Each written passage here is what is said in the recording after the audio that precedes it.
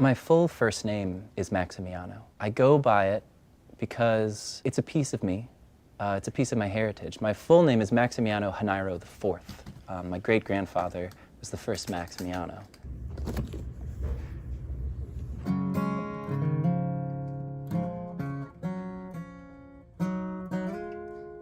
I picked up music in so many different places. I started in violin. I was about 4. And I was bad at it, like a 4-year-old is supposed to be. But I think the thing that made me a musician is definitely my parents. They, whether we liked it or not, showed us good music when we were babies. I have a childhood full of indie rock and hipster nonsense, and I eventually came around to it. It's really beautiful music. I was listening to things like Wilco and Sufjan Stevens and a little bit of Pavement, all sorts of different things. And from that point, I guess I just had it in my head that that's something you could do with your life. Flowers are dying in my window.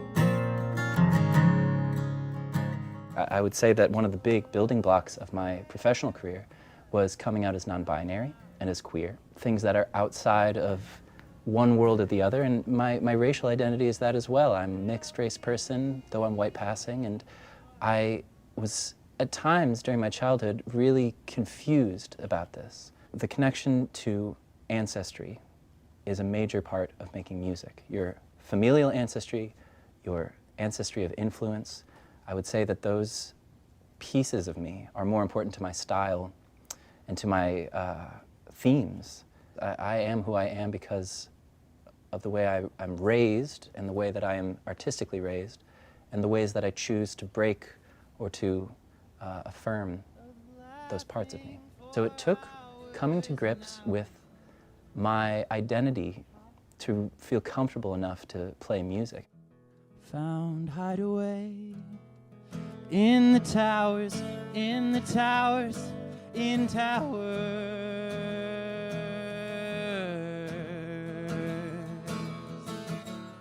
I've heard so many different things describing my music.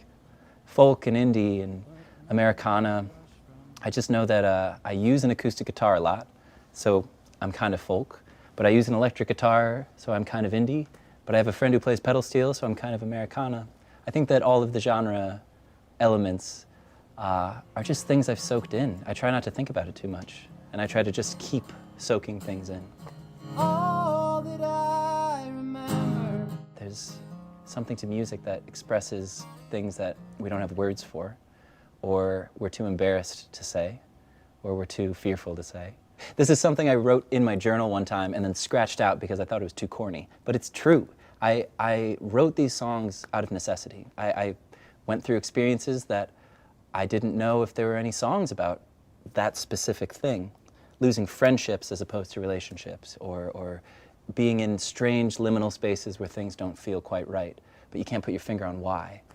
I felt very lost in those feelings, and so I wrote these songs to be companions. Maybe they'll feed the garden and give something new the will to sprout. What stands out the most about the Milwaukee music scene is how much I genuinely love the people I get to make music with. I'm very lucky. There's a quality to Milwaukee being a mid-sized city where there's not a lot of institutional support musically. And so we're not in competition with each other, you know? There's not some limited amount of social capital. We're here to lift each other up. We're here to help. And I felt that since the minute I joined the scene, and it's only grown stronger. I really hope to be the kind of person that other, artists that are just getting started can look to, just talk to. The cold of the night on our clothes. So I'm Maximiano. You can call me Max, but my name is Maximiano. No better time, nowhere to go.